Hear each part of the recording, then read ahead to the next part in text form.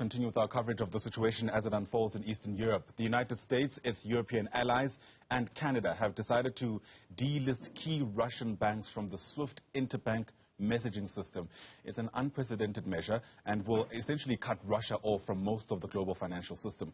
They've also indicated that they'll apply stringent measures to prohibit Russia's central bank from using its international reserves in ways that may, in fact, undermine sanctions. Let's make sense of all of this for you now. Bring in Europe correspondent for DW News. That's Christine Mhundwa, who joins us now live from Brussels. And Christine, it's great to have you on the program. Greetings from Johannesburg. Thanks so much for your time. I wonder if as a start we can just begin by distilling this latest move by some Western nations. What essentially are they prohibiting Russia from doing by delisting them from this global financial system?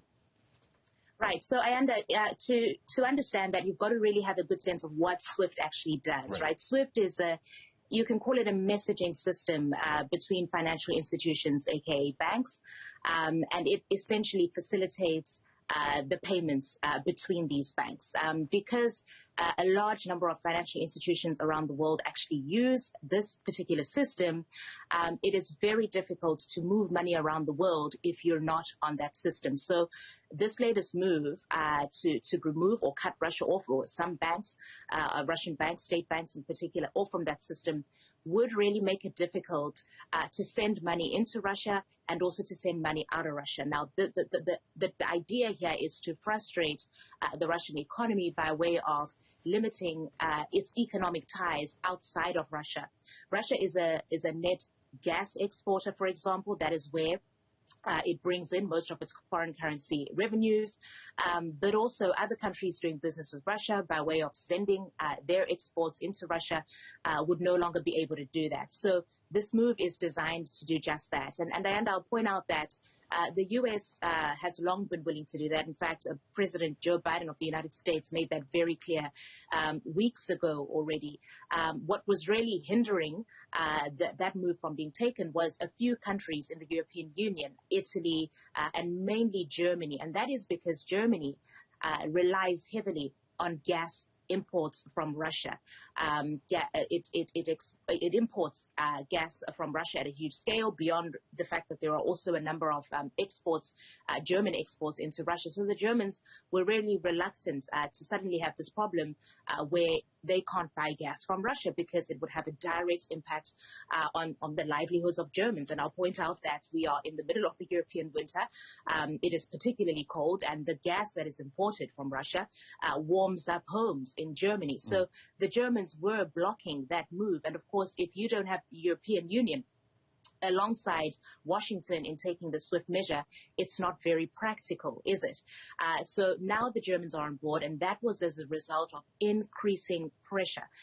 Pressure from not just the Ukrainians and others, but also among other European Union countries. The reason the European Union didn't take the decision last week when it put together another round of sanctions was because Germany and Italy at the time were resistant to the move. They effectively blocked the move, and the European Union can only take a decision if it is unanimous, if every single one of the 27 member states agrees. So it seems they have bowed to the pressure. It's not quite complete in that they have targeted specific banks. So not the whole of Russia has been cut off from the system as we understand it, but this should be devastating on the Russian economy. What is sad, of course, is that there are also potentially unintended consequences. In an increasingly globalized society, there are people who aren't targeted, who sadly will be affected adversely by this actual move. That's right. Of course, I talked about the fact that there are increasing business ties with Russia over the years. Germany, for example, has held the long-standing policy of let's boost economic ties with Russia in the aim of moderating Moscow, so to say, that the more we focus on economics and diplomacy, we can reduce the threat level from Moscow. But the Germans this morning are sitting with egg on their face. For example, Ayanda, you might know that the Germans went and built an additional pipeline. This was about a $10 billion investment. This is a pipeline to bring even more gas, another avenue that would send gas from Russia directly into Germany. This was widely criticized from the onset when this project was announced. Washington, for one, was against this project, saying that you are increasing your dependency on Russian gas in a time and in a place where Vladimir Putin is showing no signs of calming down, so to say. So even some countries in Europe, the Polish, for example, were always critical of that, to say you are going to be stuck in terms of what to do, being able to take decisive action because you have so much dependency on Russian gas. So what we saw is that when European Union nations, even before the invasion that we are witnessing started, they were discussing the possible sanctions.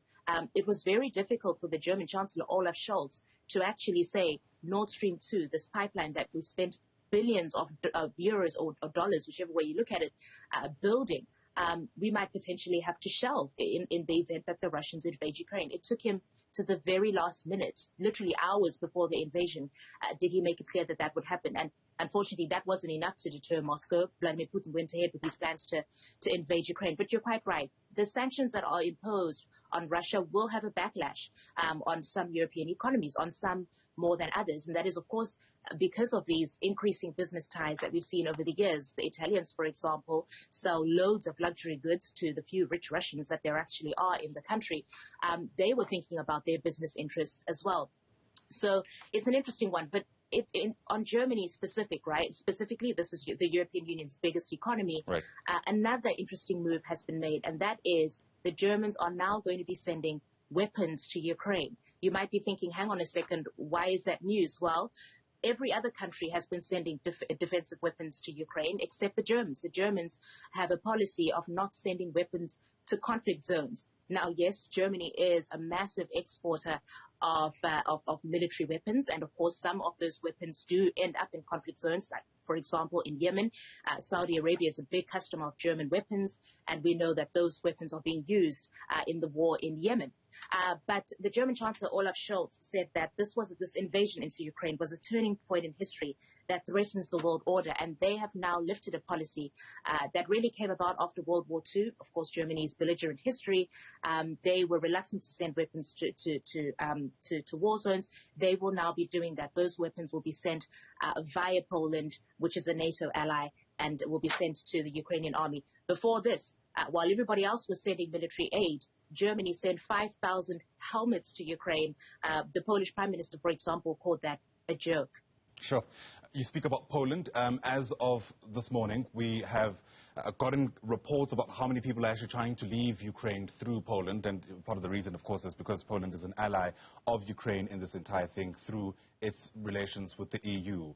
What is most concerning is just the scale of the devastation and the number of people who are displaced. In some instances, we're told that it could take days to process some of the throngs of Ukrainians who are trying to leave. What complicates it as well, I'll allow you to speak in just a moment, is that we're also getting anecdotally testimonies of some kind of racial profiling that's taking place. That's right, Ayanda. I'll begin with the first part of your question. This was anticipated. When the European Union foreign ministers and heads of state were having their meetings, it was anticipated that in the event there is an invasion into Ukraine, you will inevitably have people fleeing, refugees. And as we understand it right now, Ukrainian men have been barred from leaving the country. They need to stay behind and be called up to fight, essentially.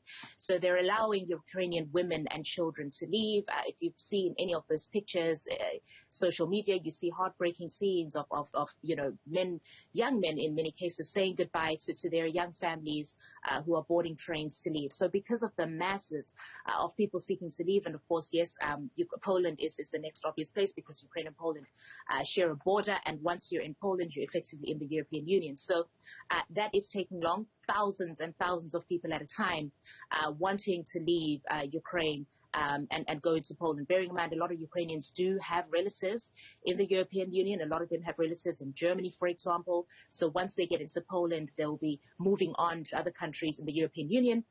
The idea is for the European Union to have some kind of a systematic agreement in terms of how they're going to share the load so that you don't have everybody rushing to Germany, for example, which has tended to be the case whenever there's a massive migration flow into the European Union. People prefer to go to Germany because there are more opportunities, and obviously Germany's policy around the Syrian refugee intake in 2018, when Angela Merkel basically opened all the doors, the former chancellor, and let everybody in. The racial profiling you are referring to is that you have a number of African students in Ukraine at the moment. In fact, I read statistics somewhere close to about 10,000 students from the African continent who are studying medicine, engineering. This is because it's affordable. It is much cheaper to obtain that degree in Ukraine than you would in a Western European country. And of course, once you've got that degree, you basically have European recognition and you can work in different parts of the world. So you have a significant community of African students living in some of these cases, these cities that are under heavy bombardment. They have also gone to train stations to try to leave. And it is reported that it is the Ukrainians that are pushing them back and insisting that Ukrainians get priority. So, for example, I started out by telling you that Ukrainian women and children are being allowed to leave. But, for example, I saw a video on Twitter which has been verified.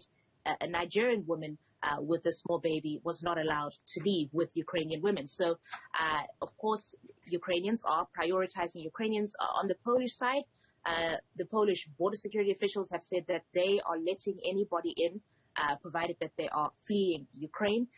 But as we understand it, and it has been confirmed by some young Africans on the ground as well, the students that I'm talking to, that it appears that the discrimination is on the part of the Ukrainians, the Ukrainian border officials, authorities, police officers, who are pushing Africans to the back of the queue to prioritize Ukrainians. Now, Sure. The tricky part about all of this is African governments cannot, for example, send flights to Ukraine to evacuate their citizens. There are currently no flights going to Ukraine as we speak. You can understand why.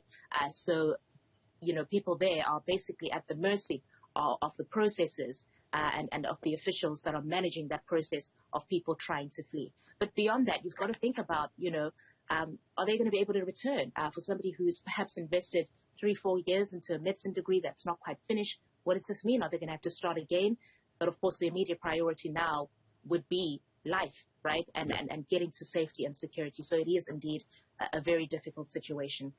Of course, other Western countries had already made a calls before the invasion started to ask their nationals to leave. They'd made provisions to assist their nationals in Ukraine to leave. As I understand it, it's not something that African governments did at the time. And this is why some African students, they say they blame their governments because they should have made provisions long before an invasion began, when it was pretty clear from U.S. intelligence. I mean, the Americans were always straight up about the fact that an invasion is imminent. We didn't know the specific day and time, but hours before that, the White House had come out and said our intelligence officials are telling us that this invasion is imminent. Imminent could have been 2 days. It turned out imminent was hours. Absolutely. So that is, of course, the plight there of many young people. Really concerning, the situation as it unfolds, and that's just one way to put it. Christine, thanks for helping us distill through all of it. Really do appreciate your time. Christine Mhundwa is a Europe correspondent for DW News. It's a German-based current affairs and news platform. But Christine, live to us there from the Belgian capital of Brussels. So